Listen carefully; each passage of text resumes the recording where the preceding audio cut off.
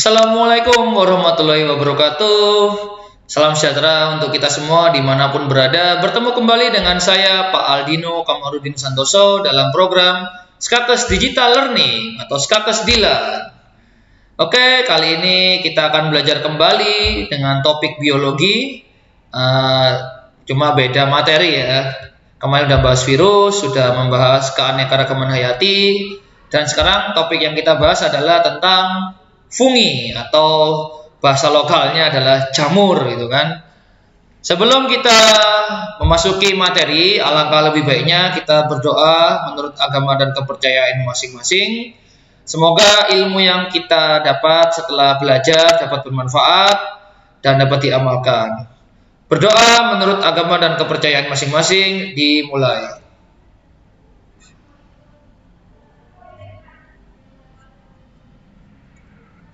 Selesai. Oke, sebelum masuk ke materi, kita mungkin sedikit intermezzo atau mungkin perkenalan awal, yaitu jamur kita sering melihatnya ya, entah di makanan atau mungkin menjadi sumber penyakit. Nah, dan bahasa ilmiahnya itu adalah fungi, gitu kan. Oke, kita langsung masuk ke materi, yaitu tentang jamur atau bahasa kerennya adalah fungi. Dan di slide atau kesempatan kali ini kita akan membahas secara umum, yaitu mengenai kingdom fungi atau salah satu kingdom yang ada di beberapa jenis kingdom yang termasuk klasifikasi makhluk hidup ya, alias fungi atau jamur ini digolongkan terpisah dari makhluk hidup lainnya. Pada mulanya pada masa lampau itu fungi masuk dalam tumbuhan atau hewan kalau nggak salah ya, pokoknya nggak ada, jadi jamur itu disendirikan nggak ada dulu. Sekarang disendirikan karena memang punya ciri-ciri khusus atau yang membedakan dia dengan makhluk hidup lainnya. Oke, bisa dilihat di gambar ini ada jamur yang wow, berukuran besar sekali ya, yang dipegang oleh ibunya ini. Lalu yang sebelah kanan ini ada jamur yang sepertinya mengeluarkan asap ya, atau mengeluarkan sebuah putih-putih ini ya. Oke, kita langsung masuk aja.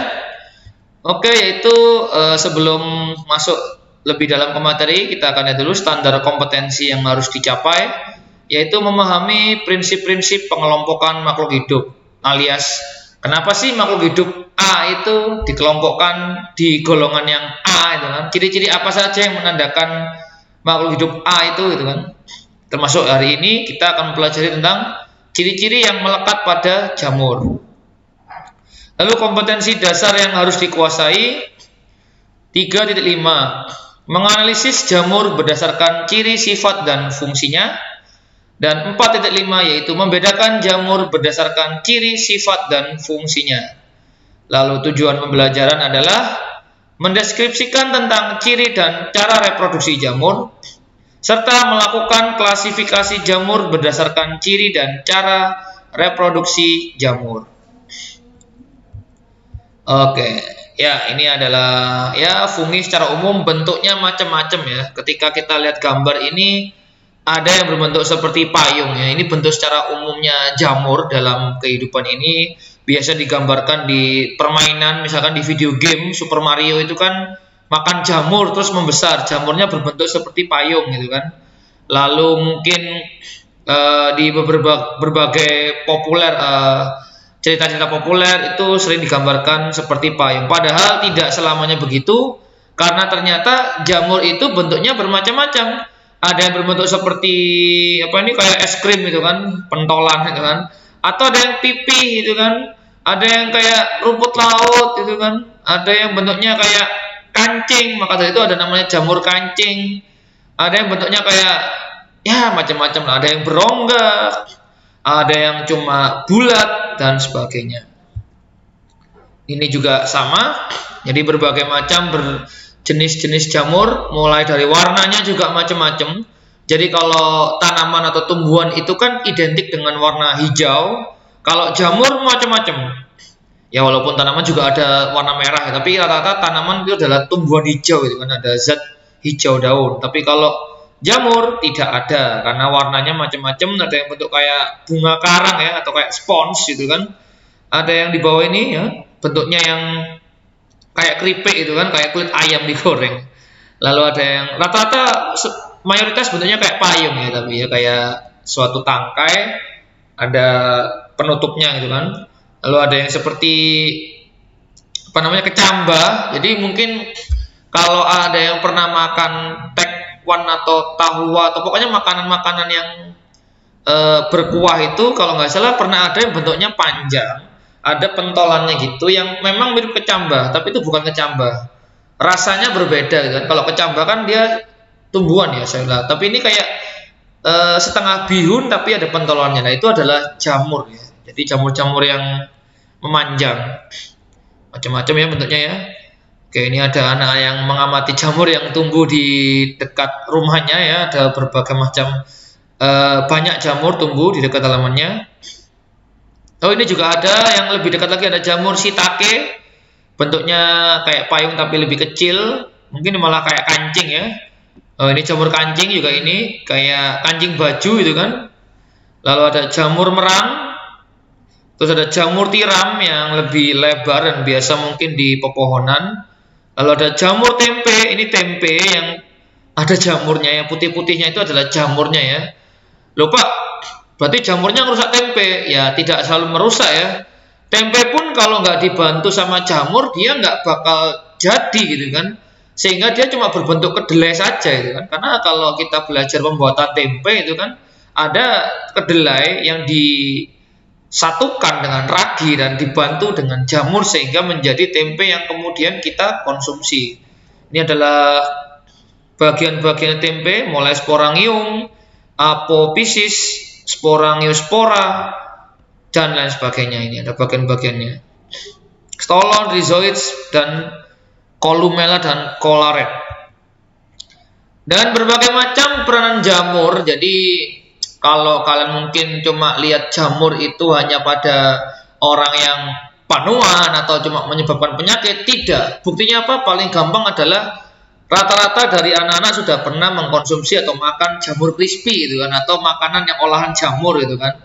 Dan itu menunjukkan bahwa ya tidak semua jamur itu berbahaya, karena buktinya ada yang bermanfaat karena menjadi sumber makanan tambahan dan katanya sih bergizi gitu kan. Nah, menurut nutrisi gitu kan.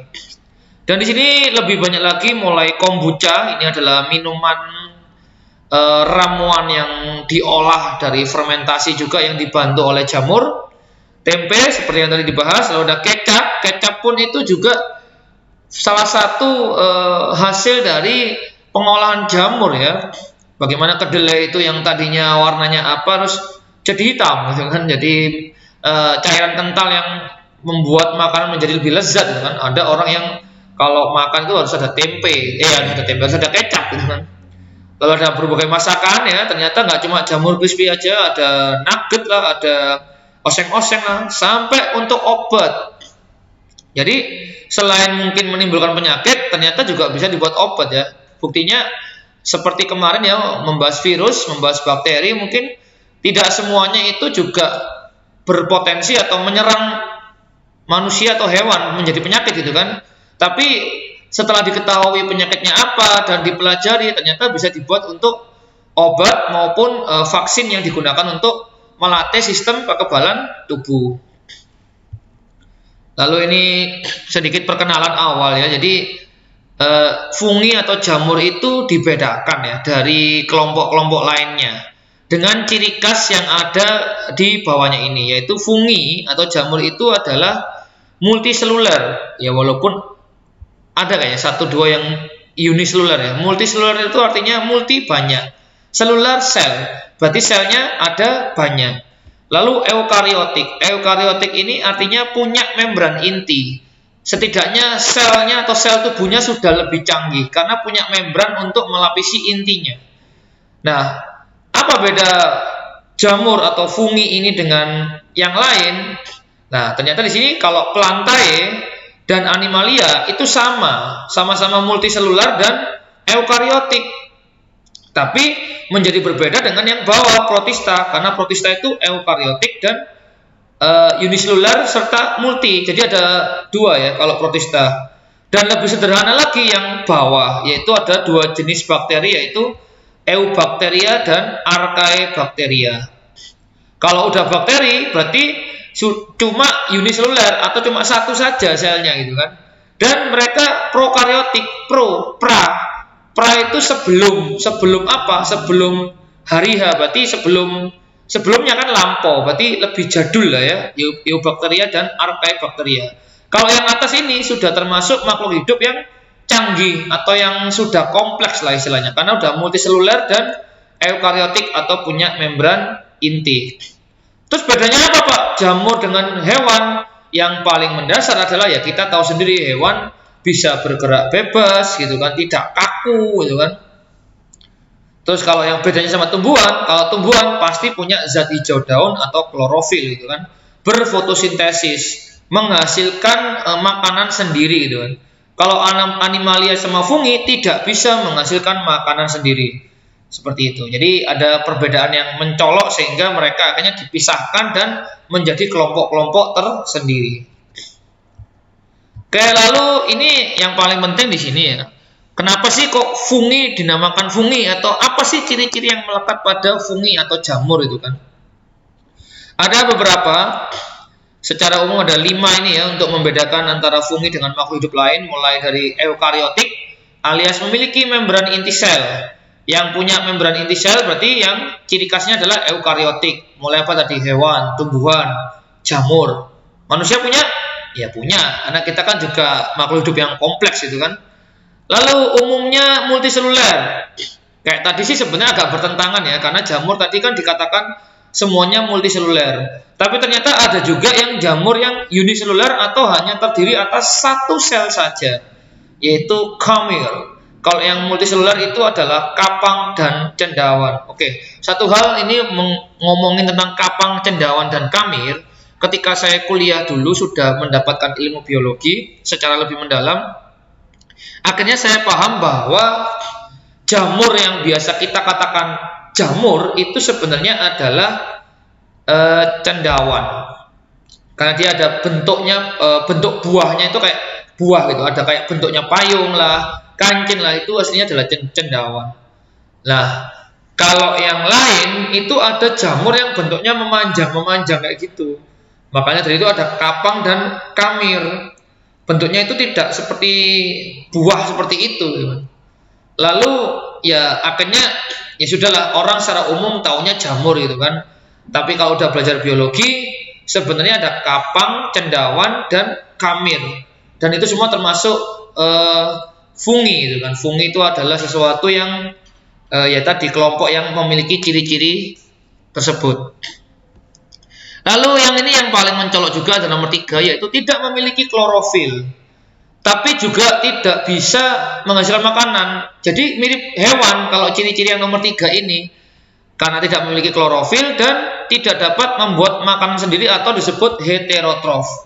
Kalau bisa membuat makanan sendiri biasa disebut dengan autotrof, otomatis bisa membuat sendiri gitu kan. Kalau hetero tidak bisa. Maka dari itu cara untuk makannya jamur mirip-mirip hewan, cuma hewan kan bisa gerak bebas ya, jalan kemana. Tapi kalau jamur nempel gitu kan. Cara hidupnya mirip tumbuhan, tapi cara makannya kayak hewan. Nah, jamur seperti itu. Lalu tubuhnya itu isinya apa aja sih? Nah, sebenarnya kalau dibedah, jamur itu isinya atau tersusun atas benang-benang yang disebut hifa. Hifa itu bersatu membentuk miselium. Itu hanya istilah-istilah ya. Pada intinya isinya jamur itu apa ya? Benang. Disebut apa benangnya? Hifa. Hifa satu, hifa yang lain gabung jadi satu, miselium. Tapi ada pula yang miseliumnya berkembang membentuk tubuh buah. Lah, tadi cendawan. Itu kan awalnya benang-benang gini ya. Jadi satu, akhirnya jadi buah gitu kan, atau bentuk yang kayak payung tadi.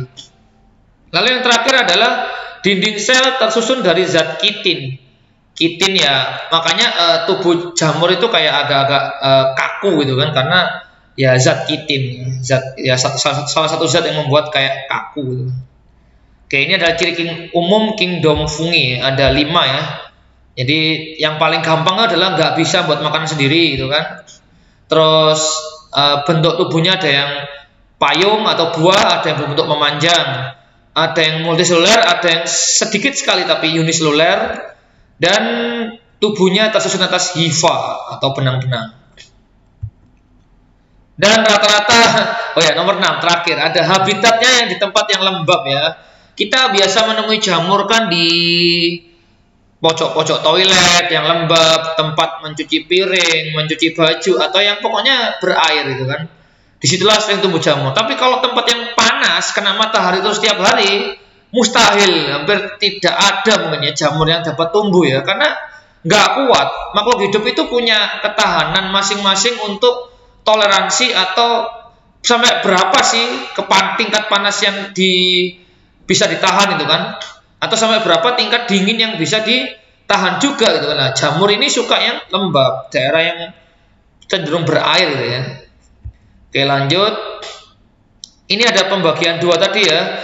Ada yang uniseluler atau satu sel, ada yang banyak sel atau multiseluler ya. Kalau yang uniseluler contohnya kamir, dan uniseluler ini karena cuma satu sel, dia kecil banget, hanya bisa diamati lewat mikroskop. Dan ini adalah foto dari gambar mikroskop gitu kan. Ini tidak ada pewarnaannya, oranye atau kuning ya. Lalu ini ada bulat-bulatan ini adalah kamir. Adalah jamur yang uniseluler dan hanya bisa diamati dengan mikroskop ya, kecuali kameranya sangat banyak sekali mungkin ya, baru bisa diamati dengan mata, itu pun nggak sedetail ini ya. Lalu yang multiseluler yaitu jamur yang sel terdiri atas banyak sel, yaitu misalnya Lepiota. Lepiota ini nama ilmiahnya ya. Lalu ada yang berbentuk payung ya, secara umum bentuknya payung itu paling umum. Lalu ada yang berbentuk bulat ya, karena tidak semua jamur ternyata ada tangkainya itu kan, ada yang cuma bulat gitu aja. Ada yang berbentuk kayak kuping ya, jamur kuping itu ya, kayak telinga kita. Jadi kayak lembaran yang ada lekukan-lekukannya itu kan. Lalu ada ini struktur tubuh fungi, ada badan buah, yaitu yang penutupnya ini atau full ya. Lalu ada sel penghasil spora, alias spora ini adalah alat perkembangbiakannya jamur. Bentuknya seperti serbuk-serbuk gitu, yang mana serbuknya itu bisa memunculkan si tubuh baru atau ya tanaman makhluk hidup barunya itu kan. Ya kalau jamur ya jamur baru itu kan. Lalu ada hifa atau apa tadi, hifa benang-benangnya itu kan. Lah hifa yang bersatu membentuk miselium atau dirapatkan menjadi suatu bentuk miselium. Jadi ada badan buah, sel penghasil spora, hifa atau kumpulan hifa adalah miselium. Itu struktur tubuhnya fungi. Nah ini ada secara dibagi lagi ya supaya lebih jelas. Jadi hifa atau hifae itu adalah benang-benang halus. Jadi istilah ilmiah hifa itu artinya benang-benang halus gitu kan. Septum, septa itu artinya adalah sekat atau dinding. Lalu ada hifa senositik, yaitu adalah hifa yang tidak berseptum atau hifa yang tidak bersekat gitu kan. Artinya memang ya tidak semua jamur itu kondisinya itu standar ya. Ada beberapa yang tidak ada sekatnya. Lalu ada miselium atau miselia, hifa yang bercabang membentuk anyaman. Jadi tadi benang-benang jadi satu itu kan, kayak dipintal atau dianyam gitu kan. Lalu ada miselium vegetatif, yaitu hifa yang tugasnya nyerap makanan. Ingat, jamur tadi tidak bisa membuat makanan sendiri. Jadi dia gimana caranya? Nah nanti, tapi secara umum di sini udah dibuka ya, menyerap makanan dari mana? Dari sekitarnya gitu kan, entah dari tanah atau dari tumbuhan lain gitu, atau makhluk hidup lain gitu kan. Lalu ada miselium generatif yang menghasilkan spora, artinya proses atau OTW berkembang biak gitu kan. Lalu ada hostorium atau haustoria atau ujung hifa. Ya itu aja. Itu adalah struktur dan fungsi tubuhnya jamur. Ada banyak ya ternyata ya. Ribet. Tapi ya paling tidak taunya adalah hifa, spora, tubuh buah, miselium. Nah ini akhirnya dibahas juga bagaimana sih cara makannya jamur atau cara memperoleh makanannya itu kan ada 3 secara umum ya, dan mungkin ada yang nyebut 2 gitu kan atau nah di PowerPoint kali ini atau pembahasan kali ini ada 3, yaitu saprofit, parasit, dan simbiosis. Saprofit itu artinya mencari atau memperoleh makanan dari sisa-sisa menguraikan sisa bagian makhluk hidup yang sudah mati, alias kalau orang Jawa itu leles ya, kalau orang sini orang bahasa Indonesia itu mungkin mengais sisa-sisa itu kan.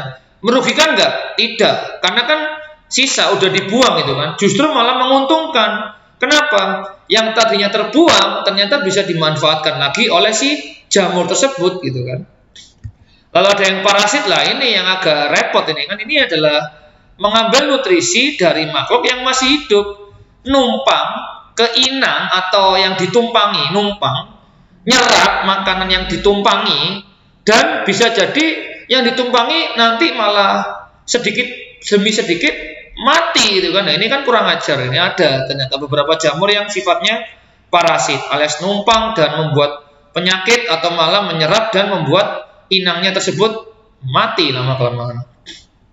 Terakhir ada simbiosis. Ini simbiosisnya adalah hidup bersama makhluk hidup. Ada simbiosis kan kalau pelajarannya biasa di ekologi ya.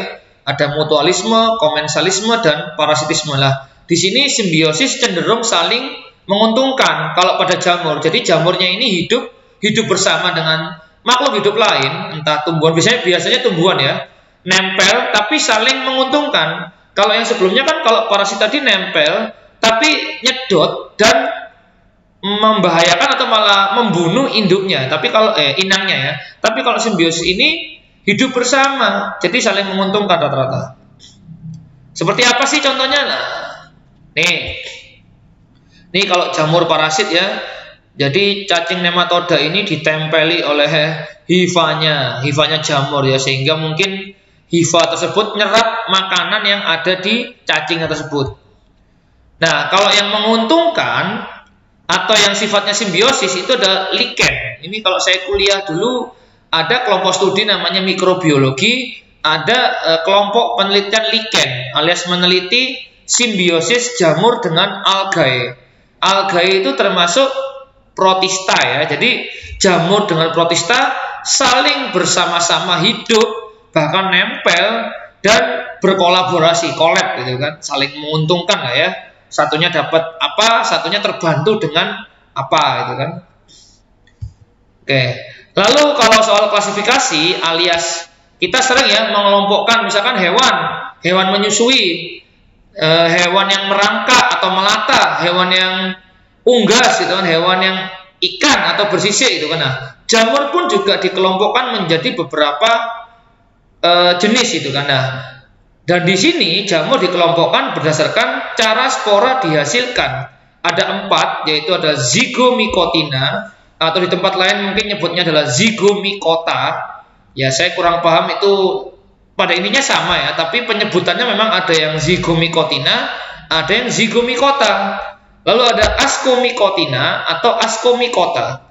Ada basidiomycotina atau basidiomycota, dan terakhir deuteromycotina atau deuteromycota. Oke, bagaimana cara menghafalkan dengan cepat? Biasanya dalam soal-soal ujian, terutama yang pilihan ganda, di bawah ini merupakan ciri-ciri jamur sebagai berikut.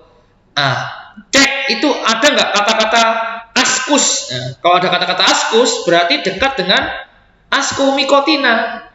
Tapi kalau ada kata-kata di bawah ini merupakan ciri-ciri adanya basidiokarp, berarti basidiomycotina atau basidiomycota. Atau ada zigo ya, biasanya seperti itu. Tapi kalau enggak, ya udah kita harus menghafalkan beberapa ciri-cirinya lah. Terakhir yang deutero ini seperti apa Pak? Nah, deutero ini yang agak dikesampingkan ya biasanya ya, karena dia disebut jamur tidak sempurna, alias tidak diketahui cara reproduksi seksualnya kalau nggak salah, atau aseksualnya ya kalau nggak salah. Jadi intinya dia nggak lengkap gitu kan. Nah, jamur ini reproduksinya ada seksual, ada aseksual, alias kawin dan nggak kawin gitu kan. Nah, sedangkan deutero ini tidak diketahui salah satunya gitu kan. Lalu ya selanjutnya ini kalau dibahas lagi panjang ya, maka dari itu mungkin nanti akan ada pembahasan tersendiri tentang klasifikasi kingdom fungi. Langsung aja lanjut ke simbiosis. Jadi simbiosis fungi dengan algae disebut lichen gitu kan.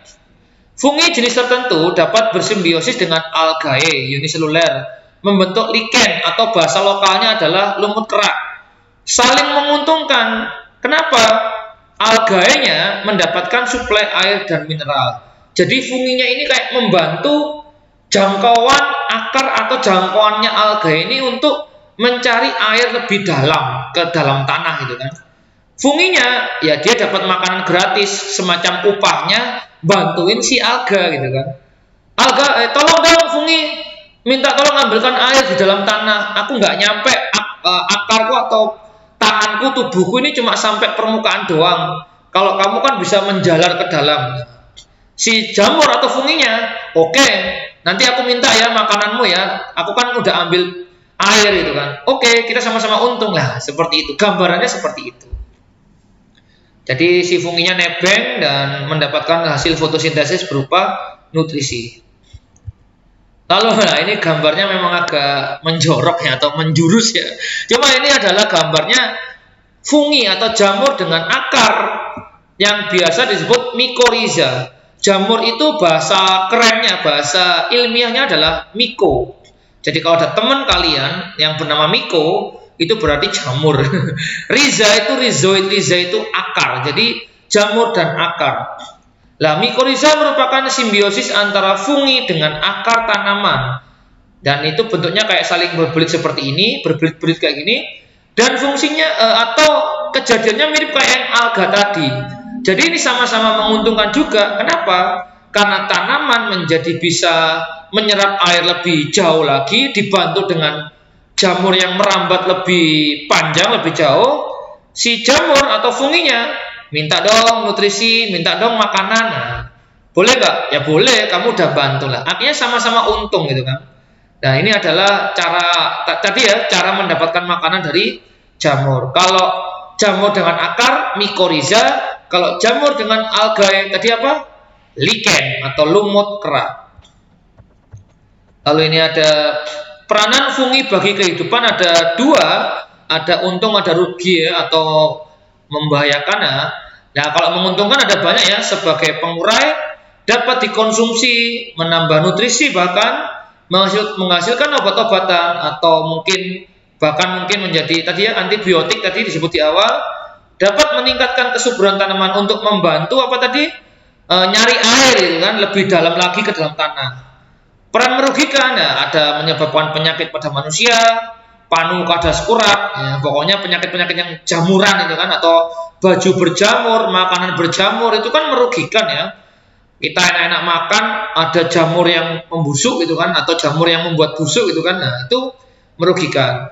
Lalu ada menyebabkan kerusakan pada tanaman, misalkan tanamannya menjadi nggak subur. Baik, itu saja materi yang dapat saya sampaikan pada kesempatan kali ini. Kurang lebihnya mohon maaf. Apabila ada pertanyaan maupun mungkin ada kritik dan saran, silakan disampaikan di kolom komentar supaya dapat menjadi masukan bagi saya maupun tim IT dari Digital Learning Skates gitu kan.